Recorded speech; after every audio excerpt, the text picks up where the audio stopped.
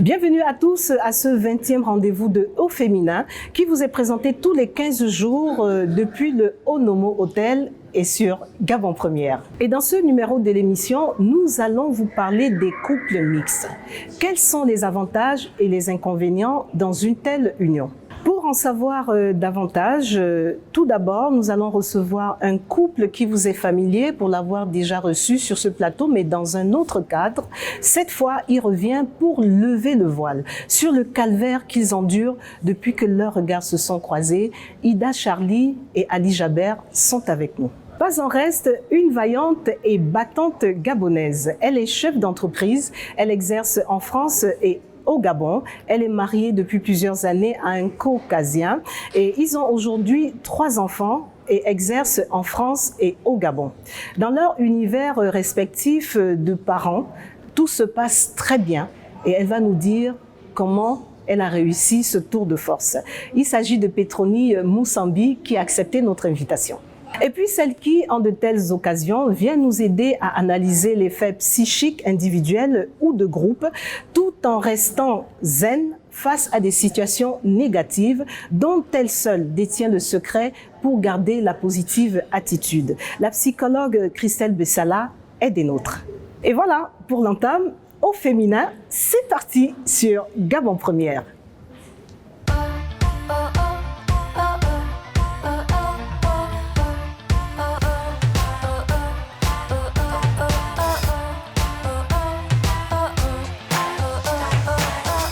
Et merci de nous rejoindre à nouveau sur Gabon Première pour ce 20e numéro de Au Féminin. Le temps pour moi de souhaiter la bienvenue à mes 4 invités qui sont confortablement assis déjà. Merci. Merci. Ça nous fait l'honneur d'être là avec vous aujourd'hui. Alors là, on n'a pas compris. Petroni Moussambi, Moussunda. Moussambi. Oui.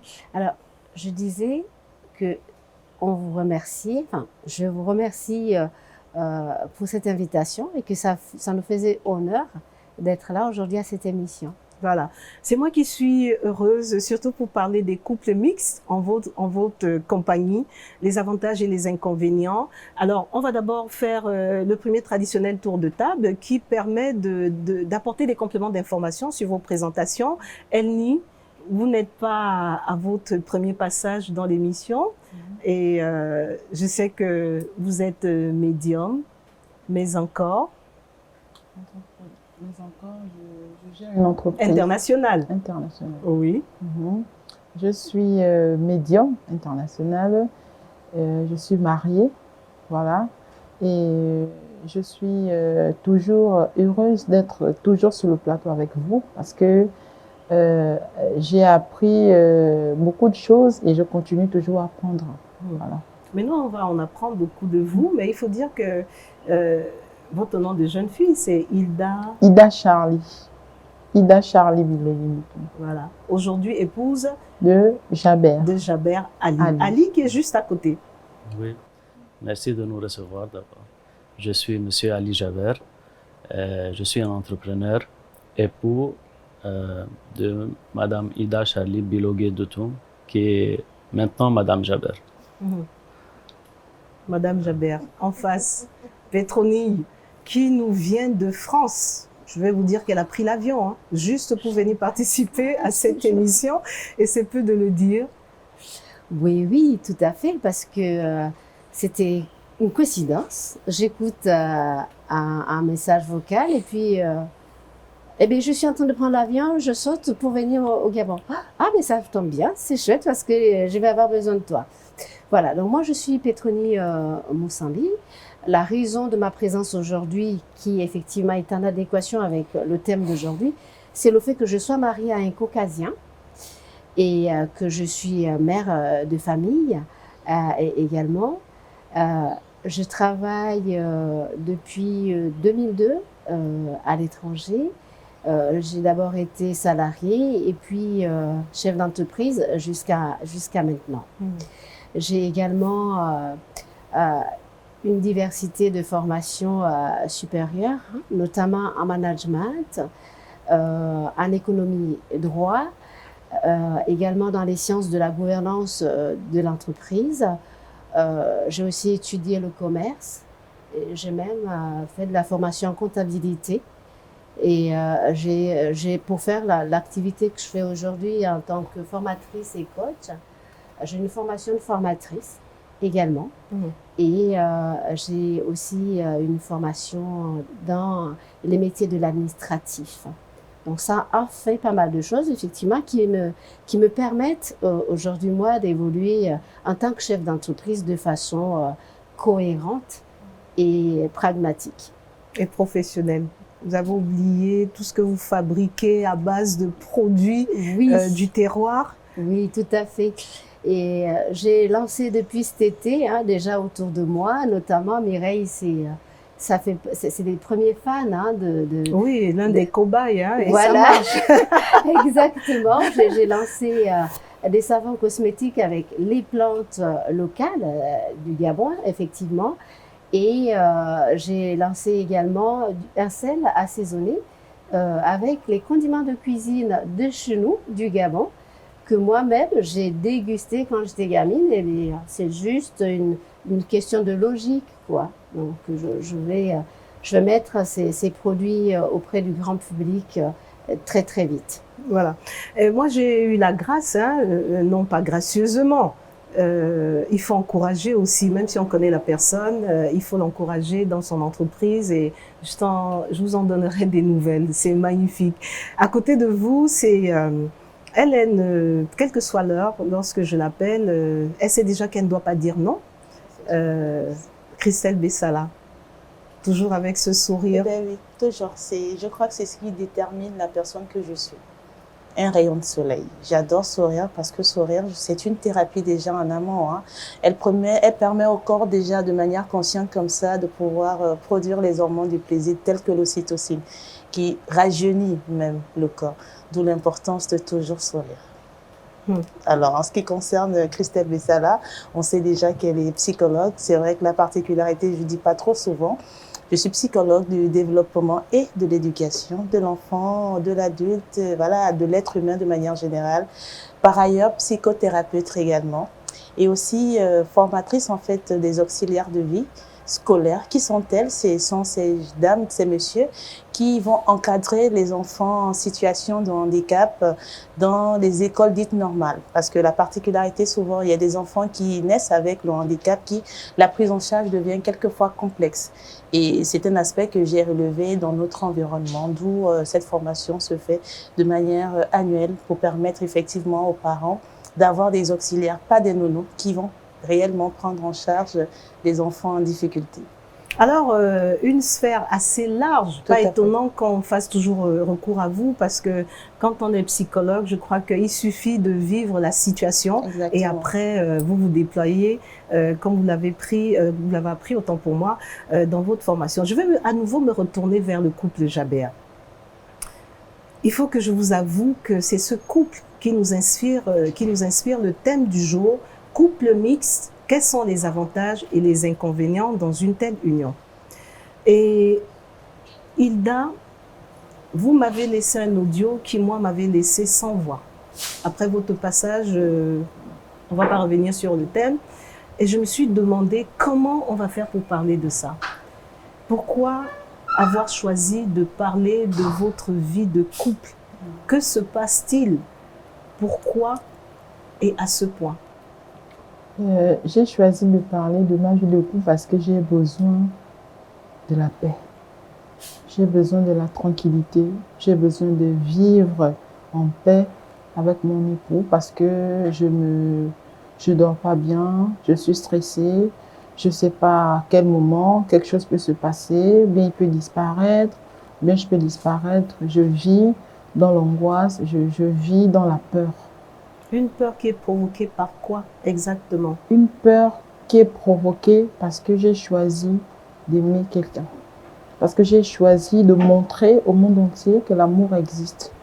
Et c'est l'une des raisons qui m'ont poussée à venir dans cette émission et de parler de ça. Et que se passe-t-il exactement? Vous avez peur de qui? J'ai peur, je vais clairement le dire, j'ai peur de ma belle famille. J'ai beaucoup peur de ma belle famille parce que je ne les en veux pas. Je ne les en veux pas. J'ai beaucoup peur de ma belle famille parce que j'ai subi de l'injuste. J'ai subi de l'injuste. J'ai été jugée injustement. J'ai été accusée de tout. Il n'y a pas un tribunal qui ne me connaît pas. On me connaît partout, que ce soit dans les commissariats, que ce soit partout, partout. Que ce soit que ce soit au parquet, on me connaît partout. Et vous y arrivez dans quel cadre? Ils vous connaissent quoi? Vous avez commis quelle infraction? Parce que quand on parle de tribunal, on y va parce que soit on a été accusé, soit alors on a commis une infraction. Racontez-nous, dites-nous pourquoi le tribunal, le crime c'est quoi d'avoir aimé Ali Jabert? Le crime c'est, pourquoi je dis ça, le crime c'est parce que je suis tombée amoureuse de Monsieur Jabert. Lui et moi, nous sommes connus depuis 2016. On a décidé de nous aimer. Et après, la famille n'était pas d'accord. La famille de M. Jabert n'était pas d'accord. Bon, parce qu'il était toujours marié, ce qui est normal avec les parents. Que si tu es toujours marié, c'est vrai que tu peux prendre une deuxième femme, mais tu dois faire les choses propres, ce qui est normal. Et lorsque les parents ont découvert notre relation, c'était chaud, c'était vraiment chaud parce que j'étais considérée comme étant une serveuse. Parce que une serveuse, parce que je travaillais dans son entreprise, j'étais considérée comme étant une serveuse et j'ai reçu beaucoup de choses. On lui a même bloqué, il a été bloqué 8 mois juste parce qu'on s'aime. C'est-à-dire on ne doit pas s'aimer parce que je suis Gabonais, je suis noir, et lui il est blanc, donc on ne peut pas s'aimer. Or, les gens ils oublient que s'ils se blessent, le sang il coule, ou si je me blesse, ça a la même couleur. Ce qui veut dire que devant Dieu, on est tous pareils, on est tous des humains. Il a été bloqué 8 mois au Liban, juste parce qu'il a décidé de m'aimer et parce que j'ai décidé de l'aimer.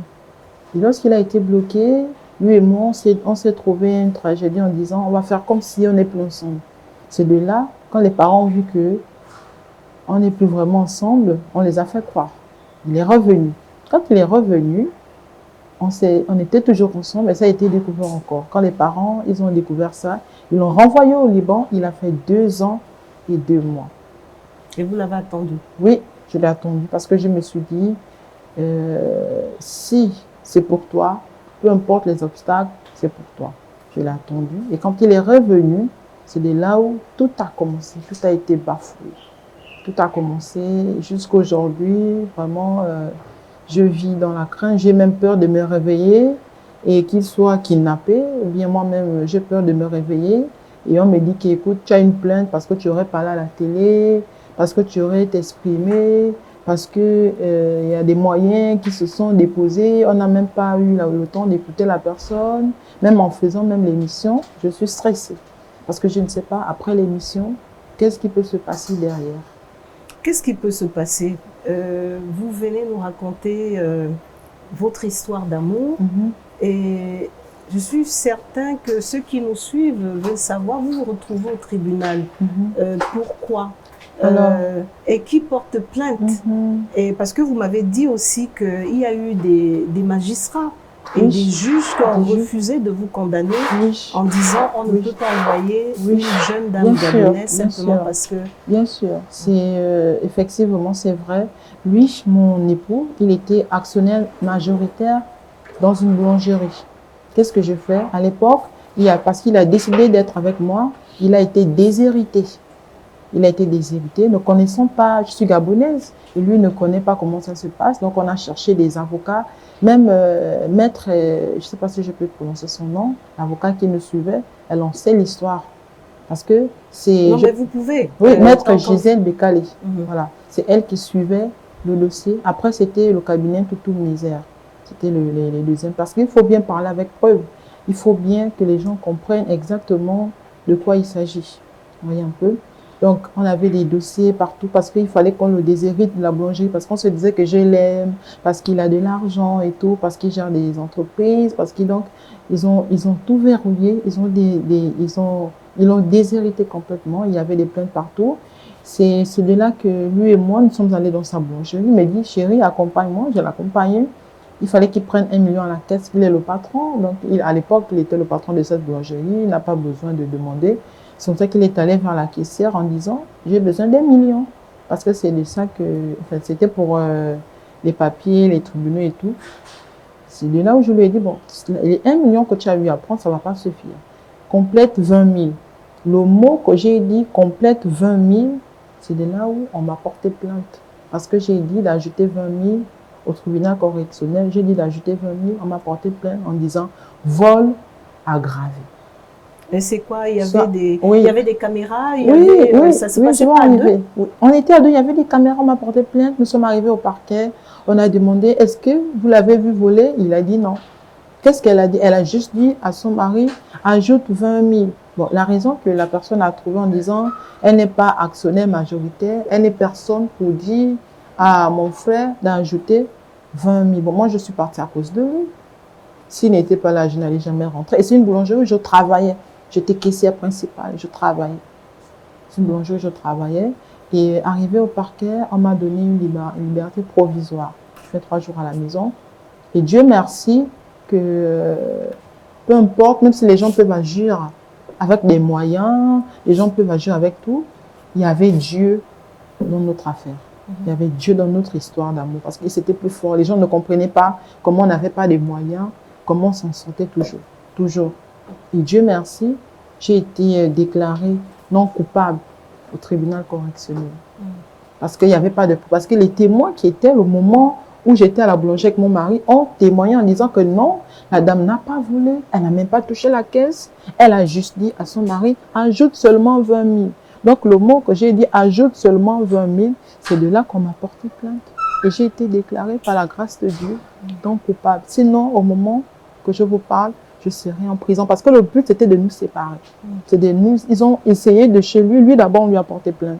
Je suis venue avec mes parents, je l'ai fait sortir.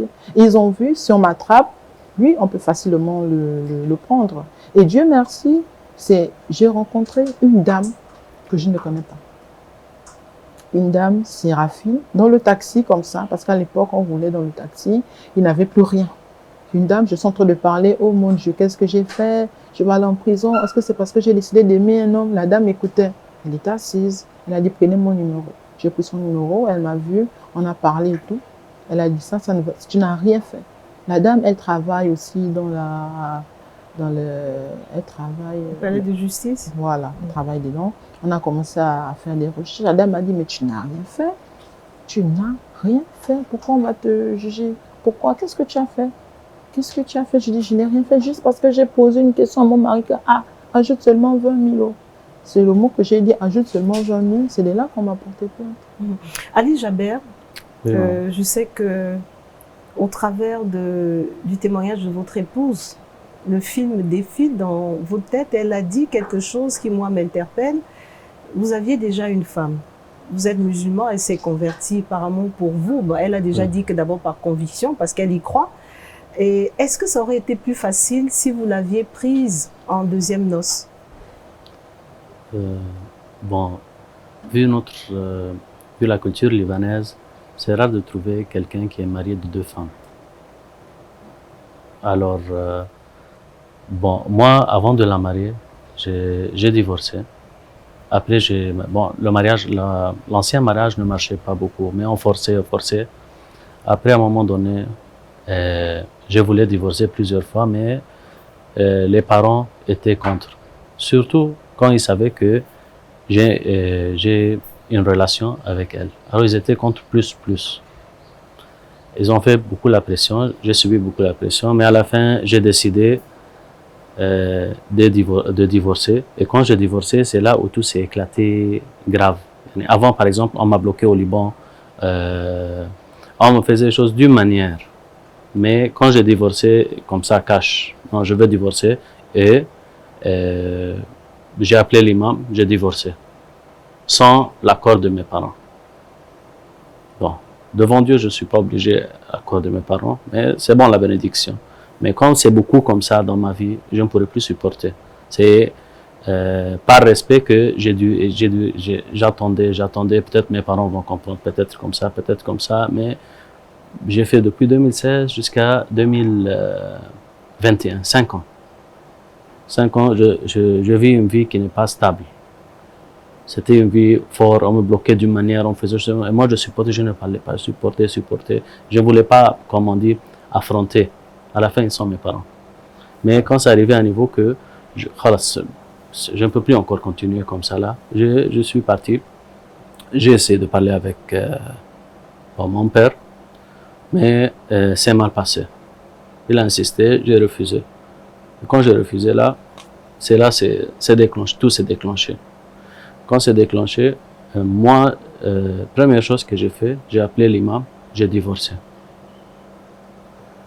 Après, au fur et à mesure que moi je fais une étape vers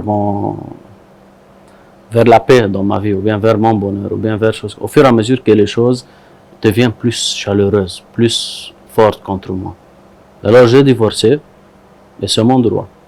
J'ai divorcé d'ici là, ils ont commencé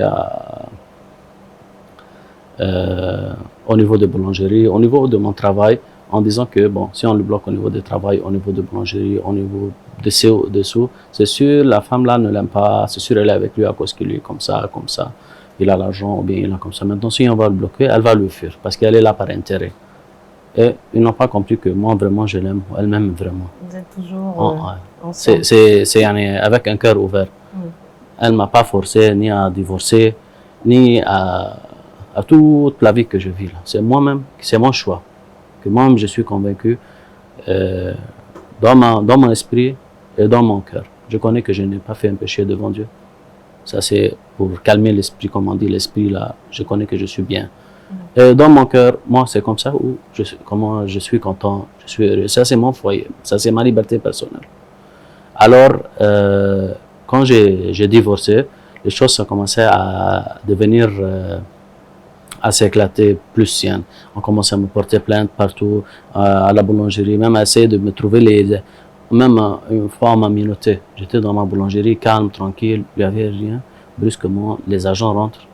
Vous êtes monsieur Ali Jaber? Je dis oui. La police, oui, les agents de police. Oui, mettez-vous debout. Oui, vous êtes qui? Je ne savais pas, ils ont qui? Parce qu'ils portaient civil. Oui, venez, on m'a menotté devant tout le monde. Ça m'a beaucoup touché. Ça, c'est là où j'ai dit non, mes parents, là, je ne savais pas que c'était à ce niveau-là. On m'a menotté, on m'a fait descendre devant tout le monde. On m'a amené là-bas vers Como. Là-bas, on commence à m'accuser. Non, vous fumez le chanvre. Moi je fume le chanvre. Vous fumez le chanvre, vous faites les saccages de magasins, vous êtes avec une béninoise ou bien nigérienne, je ne sais pas, qui a 45 ans, qui vous fait les fétiches. Parce que vite l'idée part que... Des histoires montées de toutes pièces pour vous amener... Oui, on m'a amené, on m'a arrêté. Et c'était le plan que on me laisse dormir une nuit là-bas, là, au Como. Le lendemain, ou bien je pars au prison, on me intimide au prison, ou bien tu retournes au Liban. C'était comme ça. Et tout, c'était les fausses accusations. Heureusement que... bon, on m'a dit, tu peux appeler quelqu'un. Alors moi, j'ai fait quoi? J'ai appelé ma femme. Elle est venue, mais elle n'est pas venue seule, elle est venue avec ses parents pour voir qu'est-ce qui se passe comme ça. C'est là où, bon, quelques agents là-bas, les agents qu'on m'a arrêté avec les gens qui gèrent là-bas, là, ils ont commencé à parler. C'est quoi le problème? Moi, j'avais dit, si vous dites que moi je fume, on dit que je fume le chanvre, je fais les choses bizarres. Moi, bon, il n'y a pas de problème. Prenez mon sang, il faut voir s'il y a quelque chose dedans. Faites les tests. Si vous dites qu'il y a le saccage, quel saccage? Il y a quoi? Saccage, quel magasin? Ma boulangerie, je veux casser ma boulangerie. C'est ma boulangerie où moi je mange. C'est quel est le problème? Vous dites que j'ai une femme. Bon, la femme que je connais, et que j'ai mariée à la mosquée, parce que malheureusement, à cause de la position de mes parents, je ne pourrais pas faire ni la coutume, ni le mariage civil. Mais alors, je fais d'abord le mariage devant Dieu à la mosquée. Voici, ça, c'est ma femme. Elle est gabonaise. Elle avait 27 ans, 24 ans. Elle a 24 ans, elle n'a pas 45 ans, elle n'est pas en train de manipuler. Vous êtes adulte et il faut dire aussi que vous-même, vous êtes gabonais parce que vous êtes né ici au Gabon. Donc, il ne Effectivement. s'agit pas d'un mariage où vous cherchez à acquérir peut-être la nationalité. Vous êtes né de la famille Jabert, né au Gabon, C'est et vrai. vous n'avez connu que le Gabon. Oui, c'est vrai. Ouais. Je suis né Alors, à on va Nambakele. aller vraiment, on va à l'essentiel pour comprendre pourquoi, au nom de l'amour, les gens doivent-ils passer par de telles épreuves. Couple mixte, quels sont les avantages et les inconvénients? Vous êtes au fur et à mesure, on pourra ouvrir d'autres couloirs. Le temps pour nous de marquer une petite pause et au sortir de là, nous allons découvrir aussi l'histoire de Petroni, qui, elle, est mariée à un Caucasien. Elle-même dit que son apparence physique a posé des problèmes au départ, mais elle le dit avec assurance parce qu'elle se sent bien dans sa peau. On vous retrouve juste après ceci.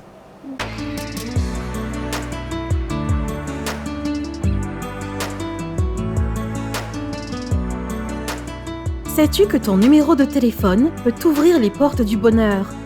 Pour le savoir, envoie UNI suivi de ton prénom et de son prénom au 80 63. Tu sauras si vous êtes faits l'un pour l'autre.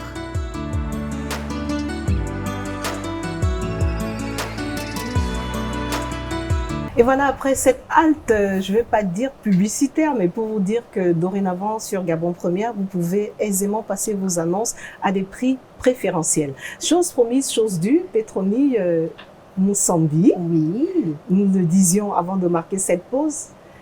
Je me tourne vers vous. La rencontre avec mon mari. La rencontre avec votre mari, le Caucasien, qui n'est pas avec nous, mais je sais vous avez sa bénédiction pour être des nôtres aujourd'hui. La bénédiction. Alors, oui, j'ai envie de dire que la rencontre avec mon mari a été vraiment une évidence. Comme une évidence, ma famille l'a accepté. Tout a commencé au Gabon, il faut le dire. Nous, on s'est rencontrés au Gabon. Et ça a été vraiment une évidence, en fait. Il est tombé amoureux de moi, et puis moi aussi. Et présentation auprès de la famille. Mais là, oui. Ah ben oui, parfait. J'ai envie même de dire que si la famille avait dit non, moi, je serais passée outre. Parce que j'estime que c'est ma vie, c'est moi qui la décide, c'est moi qui la gère. Mais j'ai eu beaucoup de chance d'avoir cette famille qui a dit, mais voilà, c'est arrivé.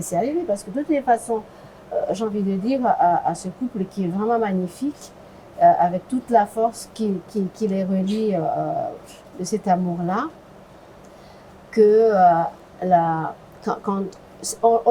l'amour, c'est pas un choix en fait. C'est quelque chose qu'on vit, ce sont des émotions. Ça fait partie du mécanisme normal du fonctionnement du corps humain, notamment du cerveau.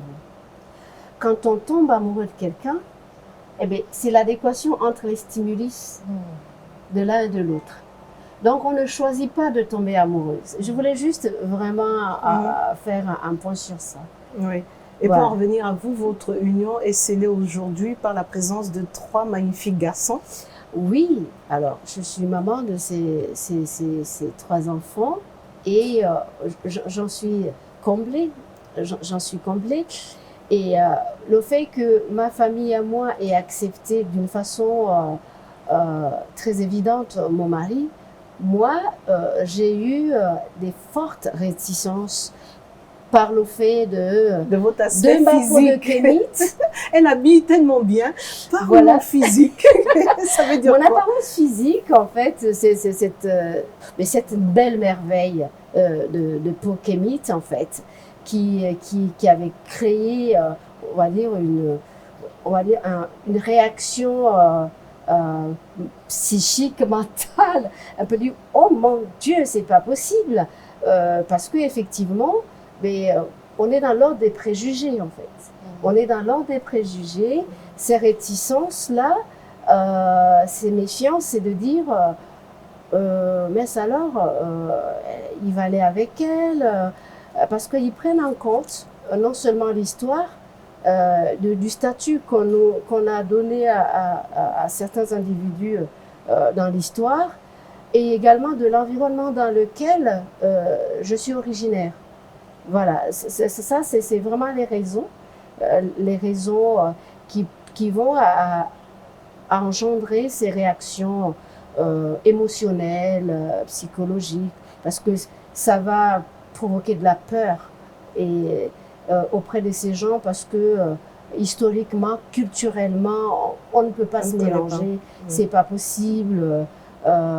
En général, quand on a cette couleur de peau, les gens sont pauvres, ce qui fait que j'avais été définie un peu comme une rapace qui vient là, qui va venir tout prendre.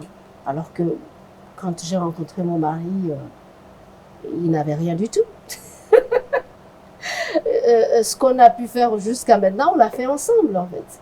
Il n'avait rien. Et les regards ont changé? Les regards ont changé, et effectivement, je peux dire pour la majorité. Mais je peux aussi te dire, ma chère Mireille, que l'ADN culturel l'emporte toujours. C'est-à-dire, on ne peut pas enlever à des humains qui ont mentalement une disposition de perception mentale et psychologique, une construction qui date, qui est séculaire. On ne peut pas enlever ça. C'est-à-dire que même la personne qui t'aime, qui rigole, ou avec qui vous avez sympathisé, même le fait de dire, ben, écoute, son mari trouve que malgré tout, il est tombé amoureux d'elle, nous on ne peut rien faire. Et c'est ce qu'a fait mon mari en fait. Il y a eu des réticences, ok, mais lui en fait, je pense qu'il est passé aussi outre. Hein, comme moi, j'aurais pu le faire si on m'avait mis des freins. Donc lui, il a dit ok, bon, mais en fait, il a continué. Enfin, on a continué à construire notre histoire jusqu'à avoir des enfants et se marier, parce qu'on s'est marié un peu plus tard. Donc se marier par la suite. Et puis c'est vrai que ça fait plaisir après pour ceux qui, malgré tout, avaient des réticences, qui te disent tu m'excuses, je suis vraiment désolée de t'avoir mal jugé. Ah, et ça c'est beau. Hein. C'est vraiment très beau à entendre, et que je me rends compte qu'il est devenu quelqu'un, c'est parce que tu es à côté de lui. Ah, l'honnêteté intellectuelle. Voilà. Et je suis certaine que c'est ce que chérissent ou chérit le couple Jabert, parce qu'on sent cet amour malgré les difficultés. Ils aiment leurs parents, ils s'aiment et ils ne demandent qu'à vivre aujourd'hui pour leur magnifique petite fille qui aura bientôt 2 ans. Ce n'est que ça. Alors, Petroni, on va se tourner vers l'œil de lynx, la psychologue. 2 histoires diamétralement opposées, mais vraiment diamétralement opposées, qui ne se ressemblent pas. Qu'est-ce que ça vous inspire en tant que psychologue?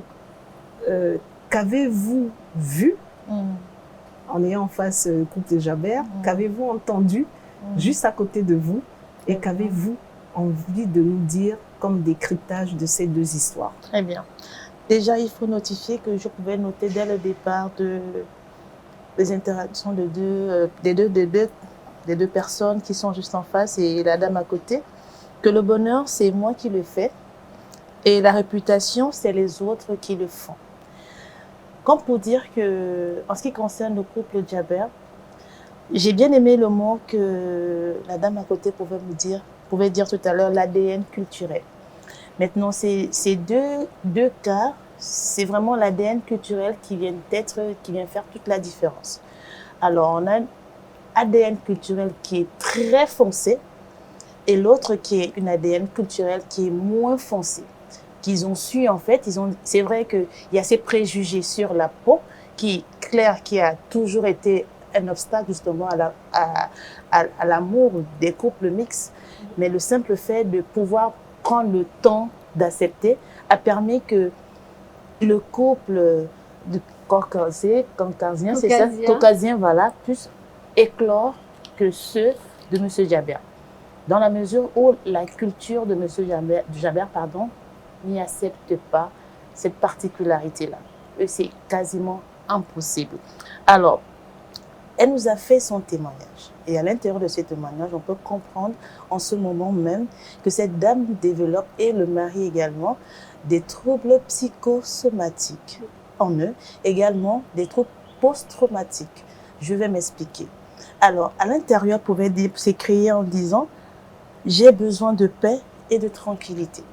Alors, quand on n'a pas ces deux éléments, ces deux amants concomitants dans notre existence, c'est clair que tout ce que l'on va pouvoir créer ne va pas pouvoir atteindre son apogée. Alors, je m'explique. Elle est de formation, on l'a dit, médium. C'est-à-dire qu'elle ne peut pas aspirer à son fort potentiel dans son couloir parce qu'en fait, dans une partie de son cerveau, il y a une partie qui n'a pas de tranquillité. Pour pouvoir atteindre justement cet apogée, elle a besoin de cette paix. À l'instar de son grand professionnel, il y a également aussi la particularité aujourd'hui qu'ils ont un enfant. Et cet enfant, effectivement aussi, ne grandit pas dans le sac émotionnel, vraiment dans le cadre émotionnel, dans un cadre profond. Parce qu'il y a la crainte d'être attrapé, il y a la peur d'être enlevé, il y a la peur, il y a la peur et la peur. Et on finit finalement par déformer une innocente qui arrive dans cet environnement, qui au fond va être échangée de trajectoire parce qu'elle aussi, elle est venue pour une trajectoire bien spécifique. Mais le fait que la notion de peur fait partie de leur quotidien, va pouvoir créer un dysfonctionnement. D'où l'importance vraiment de mettre en exergue en fait ce pouvoir de l'amour. Ce pouvoir de l'amour, et quand on peut les écouter parler, M. Diawé pouvait le dire, ce sont mes parents. Au-delà de ça, je n'ai jamais émis quelque chose contre eux. Je me suis fâchée à un moment parce que ils ont emmené la police m'attraper. C'est là que j'ai vu que là, ils en font un peu trop. Mais ce que je veux, c'est que ma famille accepte simplement que j'aime ma femme et je veux. Mais ça, c'est clair qu'il faut que dans leur circonstance, ils acceptent que ce processus va encore prendre du temps, cette acceptation-là, à cause des stéréotypes, à cause de comment ils conçoivent la vie, les parents. Mais eux, en ce qui les concerne, ce qu'ils doivent mettre en exergue, il faut qu'ils enlèvent. Et ça nécessite une psychothérapie, de comprendre que la vie, leur vie en fait, leur combat, de ce qu'ils doivent vivre le moment, c'est de pouvoir montrer à leurs parents qu'ils s'aiment pour de vrai, donc de faire exclure la peur, parce que la peur vient pleinement intervenir dans leur manière de faire, et ça ruine pleinement à l'apogée de l'amour qu'ils ont dans le couple. Et alors, à l'endroit des parents, je ne sais pas, oui, Ali Jaber montre qu'il reste leur fils, qu'il les aime, et quelle que soit l'issue, d'ailleurs c'est sa prière, vous venez de le dire, les parents, qu'est-ce que la psychologue a envie de leur dire quand même? Alors les parents même si plus tard on aura les conseils pratiques. Exact. Les parents sont vraiment, j'ai retenu le mot, hein, vraiment l'ADN culturel. L'ADN culturel. Ils sont vraiment, comment dire, de manière très formatés. Mais je pense qu'avec le chemin qu'ils ont déjà parcouru jusqu'à présent, les parents, ils acceptent. Mais ils refusent parce que là, on a atteint leur ego. C'est l'ego en fait des parents qui sont touchés. Parce qu'ils ont dit au départ qu'ils ne veulent pas. Et c'est sûr que le père peut taper le poing sur la table en disant « Je suis le père, j'ai dit je veux pas, je veux pas.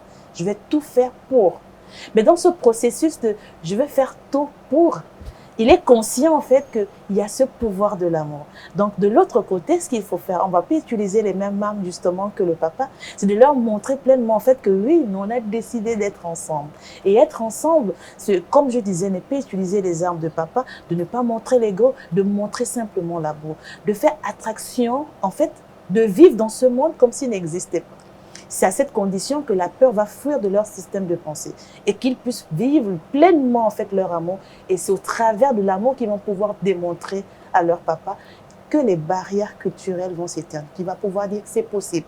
Parce qu'on le sait, au fond, les mariages mixtes le plus souvent, surtout dans leur environnement, n'a jamais porté du fruit.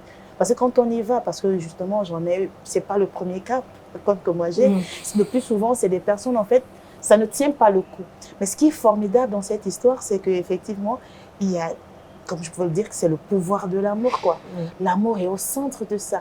Parce que vous l'avez si bien relevé, on est quitté d'une étape de la crainte. Est-ce qu'on est sûr, en fait, que l'autre m'aime? Là, on est persuadé de ça, il n'y a même pas de question. Mais on atteint maintenant pour dire, il faut qu'on montre, pas seulement même au papa, même à ceux qui nous suivent aujourd'hui, que nous aimons, nous on veut simplement s'aimer.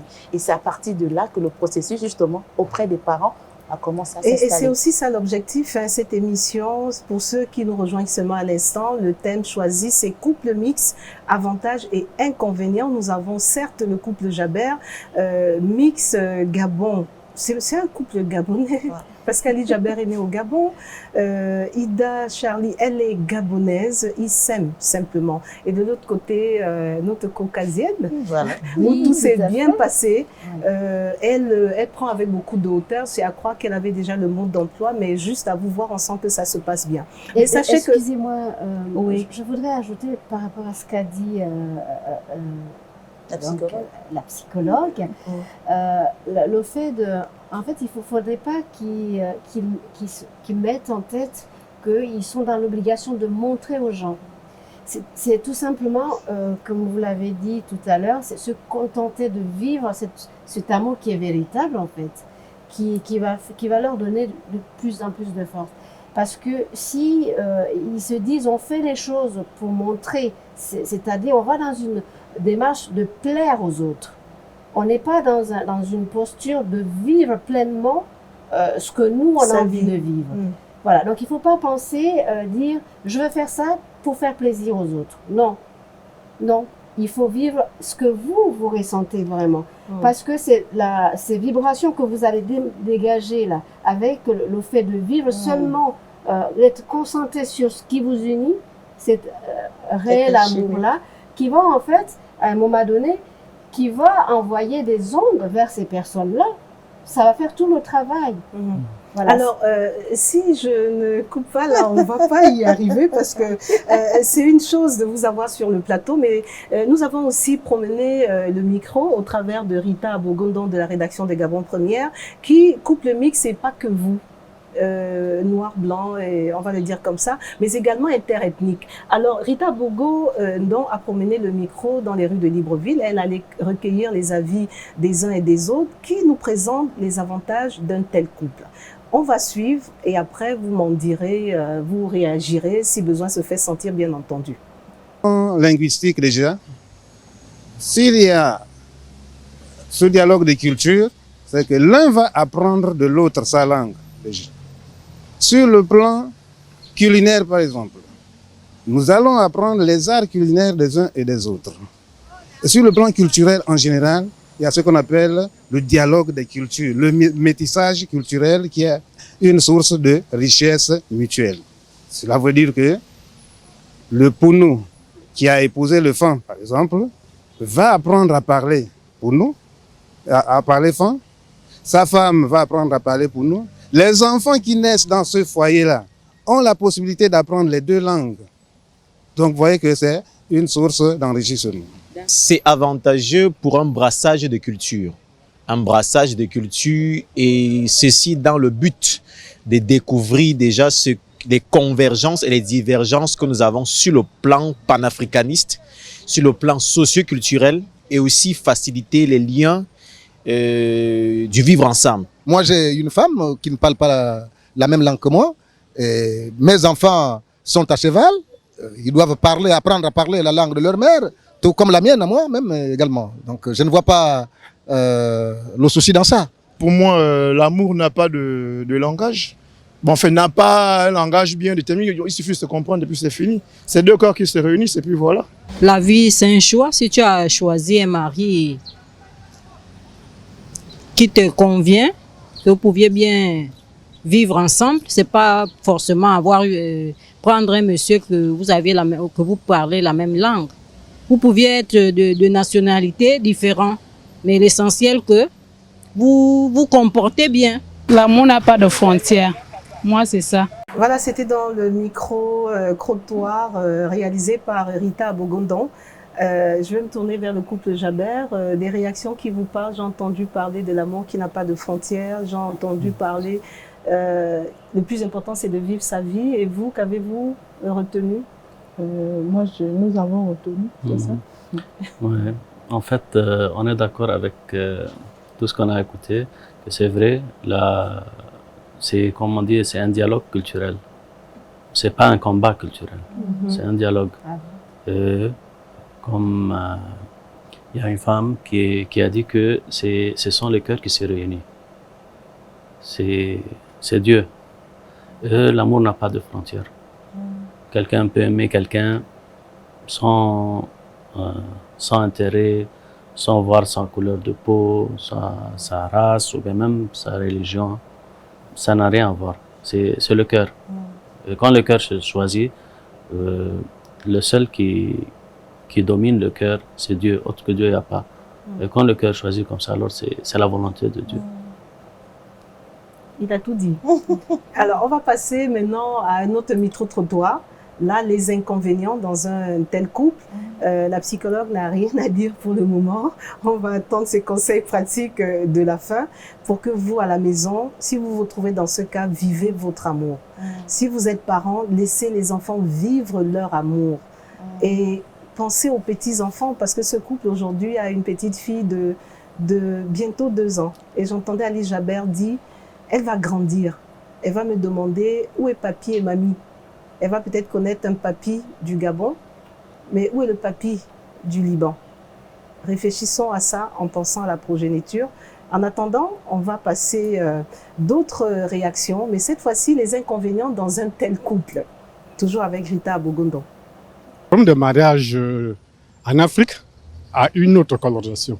Ce n'est pas comme chez les autres. Parce qu'en réalité, dans nos us et coutumes, l'amour n'existe pas. L'amour occidental, bien sûr.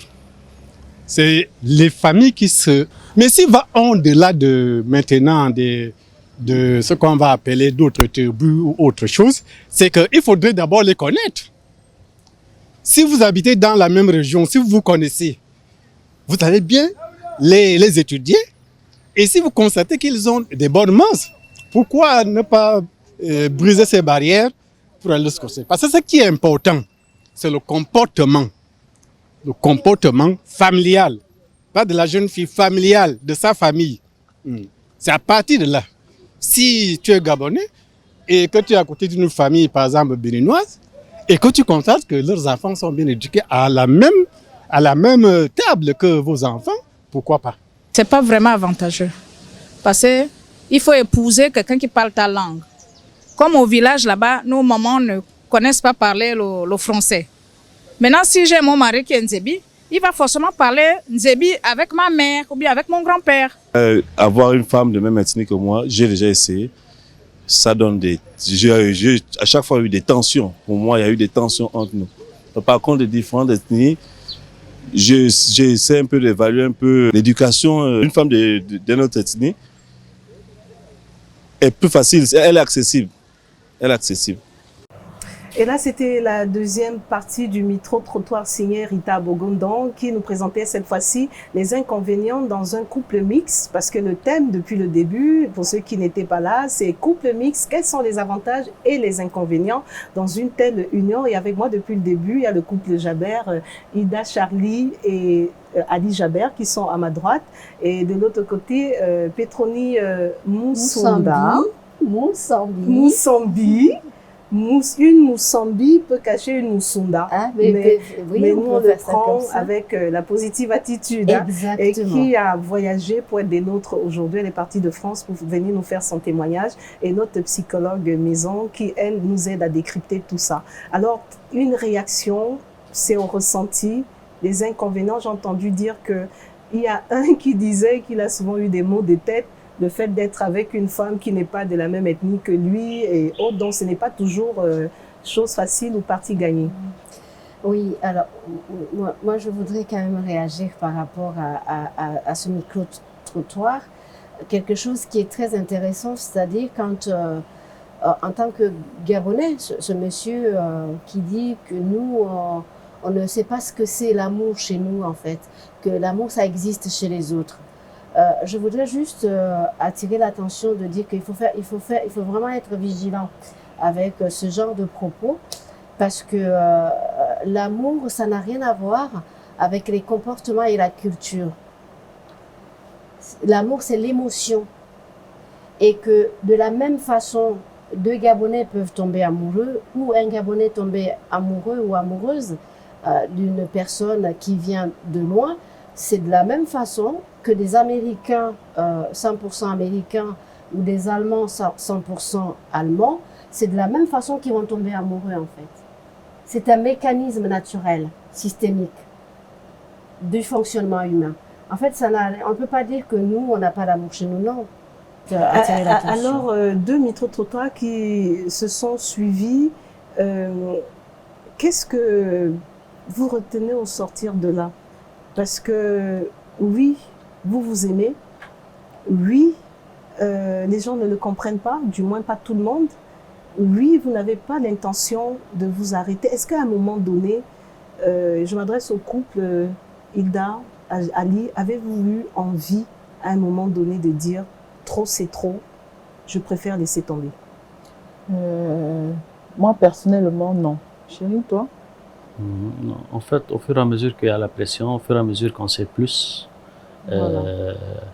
être plus complices ensemble, plus on se rapprochait plus. Parce qu'on sentait le danger, alors on se rapprochait. Okay. Ça donnait on devenait encore plus fort. On disait on peut le faire, on va combattre, on peut le faire, et jusqu'aujourd'hui. Et jusqu'aujourd'hui, on vous souhaite que ce soit ainsi jusqu'à ce que Dieu décide de vous séparer. Le temps d'une transition. Et nous passons au conseil pratique de fin de l'émission. Vous l'aurez compris, il ne nous reste plus que quelques minutes à passer ensemble. Alors, vous allez passer vos conseils pratiques à tous ceux peut-être et celles qui se retrouvent dans votre situation, à tous ceux et celles qui peut-être hésitent à s'engager dans de telles relations, et aux parents aussi, c'est vrai. Nous sommes, où les parents sont les représentants de Dieu sur terre, mais qui sommes-nous pour décider à la place de nos enfants?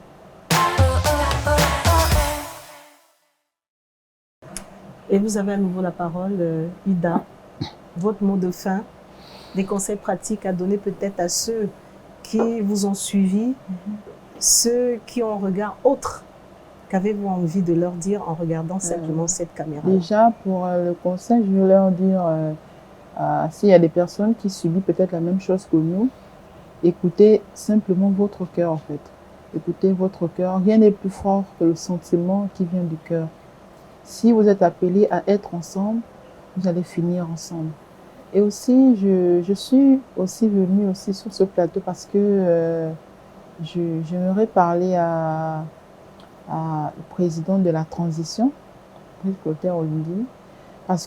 Pourquoi? Parce que je vis dans le stress, monsieur le président. Je vis vraiment dans le stress. Je n'ai pas la paix du cœur. Je ne sais pas à quel moment il peut disparaître. À quel moment moi-même je peux disparaître? Est-ce que c'est parce que il est un Libanais qu'il a cherché, ou il a trouvé à m'aimer, que là on veut par exemple un jour le rapatrier du Liban parce qu'il a cherché à aimer une Gabonaise? Et aussi, même en parlant, je ne sais pas ce qui va se passer après cette émission parce que je vis dans le stress. Je vis vraiment dans le stress, et je remercie Dieu, le président de la transition, qui va agréer mon message, et je suis désolée. Ali Javert. Bon, en fait, moi, je veux appuyer sur tout ce que ma femme vient de dire. Et je veux dire quelque chose. Ce n'est pas tous les Libanais qui ont la même réflexion. Il y a toujours des exceptions. Il y a toujours les gens qui ont choisi autrement, et ils souffrent peut-être en silence. On ne l'écoute pas, on ne connaît pas beaucoup, parce que peut-être ils n'ont pas les moyens, ils n'ont pas... mais à la fin, après toute la souffrance, après la nuit, toujours le soleil va monter. Il faut seulement qu'on supporte les obstacles. À la fin, tout ça va s'arranger en ordre. Espérons ça.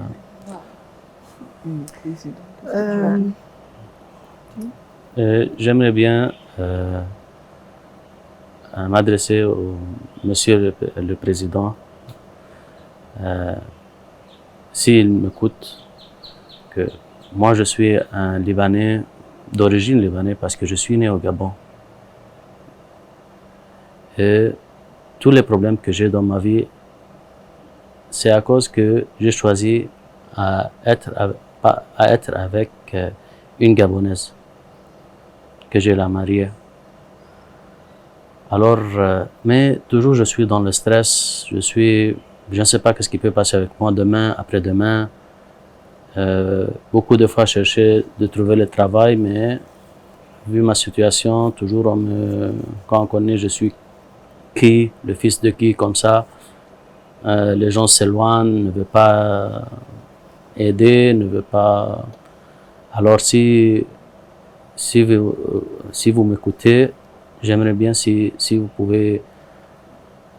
J'ai besoin de la protection. Moi, avec ma femme, avec notre petite fille, pour que au moins je me circule en paix et librement au Gabon.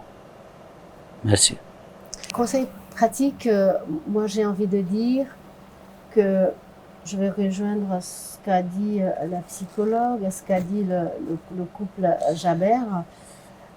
D'ailleurs, cette histoire de dicter aux gens de ne pas se mélanger par le fait d'une différence de couleur de peau. En fait, cette problématique, elle existe aussi dans la différence de l'âge. C'est-à-dire que les personnes qui sont amoureux, l'homme ou la femme avec un âge très, on va dire, avec un très grand écart, eux aussi sont pointés du doigt. Parce que, vous voyez, elle va avec ce jeune homme. D'ailleurs, les femmes qui le font, elles sont appelées les cougars. Et les hommes qui le font, c'est là où, en fait, on cerne un peu la misogynie qui domine. Quand l'homme le fait, l'homme n'est pas jugé. C'est-à-dire qu'un homme peut aller épouser une gamine de 12 ans, de 13 ans, mais en fait, personne ne va rien lui reprocher. Mais là, c'est pas le cas. Et là, c'est pas le cas. Là, en fait, c'était pour dire qu'il n'y a pas que ce genre de jugement ne relève pas au fait qu'on soit un couple mixte. Il y a aussi, en fait, cet aspect-là. Oui, on pourra en faire une autre émission. Merci pour la proposition. Peut-être. Donc, les gens doivent juste vivre leur amour, se concentrer sur le fait qu'on s'aime tous les deux, on profite de la vie et on magnifie ce stimulus qui nous a réunis. C'est une réaction naturelle des personnes. Donc, moi, je pense que c'est juste ça. Christelle Bessala, vous allez conclure avec vos conseils pratiques. Tout à fait. Les conseils pratiques, effectivement, nous, comme on a justement ce couple modèle, déjà, c'est important de pouvoir bannir le conflit. Et pour pouvoir bannir le conflit, on passe effectivement par des interactions. Et surtout, en fait, quand il y a ce champ lexical qui est l'amour, justement, où on baigne, parce que l'objectif de l'amour, c'est de permettre que l'autre se sente bien. Et parce qu'on est baigné, justement, par ces vagues, on veut simplement l'exprimer. Et c'est important qu'effectivement, nous, parents, surtout quand on a déjà eu cette possibilité de changer d'environnement, de voir d'autres personnes vivre, de pouvoir briser, en fait, tout ce qui est construit dans notre système de pensée. Et de laisser effectivement, quand il y a ces petites étincelles dans les regards des personnes, quelle que soit la couleur de leur peau, leur permettre de pouvoir s'aimer. Parce que l'amour, justement, ça déplace les montagnes. Et aujourd'hui, effectivement, dans ce couple modèle, nous avons un enfant qui est né, qui est le fruit de cet amour. Et cet enfant n'a justement pas demandé à venir au monde. Elle a simplement besoin, effectivement, aujourd'hui, que ses parents puissent l'aimer, également ses grands-parents et ses frères et tout ce qui en suit. D'où l'importance, parents, de pouvoir écouter ce message de vos enfants qui vous aiment, parce que de tout ce discours, on n'a nullement écouté une querelle haineuse. Au contraire, simplement votre bénédiction pour leur permettre d'être heureux. Et toute l'équipe depuis le Nomo Hotel se joint à moi pour demander la bénédiction des papis, des mamies, pour cette jeune enfant qui ne demande qu'à grandir dans une sphère pleine d'amour, où il fait bon vivre. Elle n'a pas demandé à naître. Leurs parents se sont rencontrés et ils s'aiment. Pour de vrai, comme diraient les enfants. Donc, si la famille Jaber nous suit, je sais que vous allez suivre cette émission. Si la famille de Ida suit ne lâchez pas parce qu'aujourd'hui, Ali Jaber est aussi votre fils et je sais que vous en faites déjà assez pour les soutenir. Et si les plus hautes autorités peuvent apporter cette cerise sur le gâteau. Et j'étais un regard particulier sur cette histoire parce que ce n'est pas anodin qu'ils soient venus ici en parler. Je peux vous dire qu'il y a de réelles menaces qui pèsent sur eux. Merci à vous, Ali. Merci. Et Ida, de nous avoir fait confiance et d'être passés sur ce plateau, faire votre témoignage. Merci. Je suis sûre que vous allez sauver des vies. Merci à Petroli, qui est parti de France pour se joindre à nous. C'est moi qui vous remercie et surtout du pain béni, comme tu l'as dit toi-même, c'était du pain béni en fait. Oui, ils sont déjà bénis. Christelle Bessala, merci. Je sais que vous revenez quand besoin se fera sentir. Et merci à ma merveilleuse équipe qui est toujours avec moi. Je vous ai promis avant la fin de l'année, vous les verrez. On va avoir des images d'eux pour voir quelle est cette magnifique équipe qui nous accompagne pour que vous ayez toujours au féminin tous les 15 jours. Vous l'aurez compris que je vous retrouve sous peu. Mais ça, ce sera avec une autre histoire. Au revoir.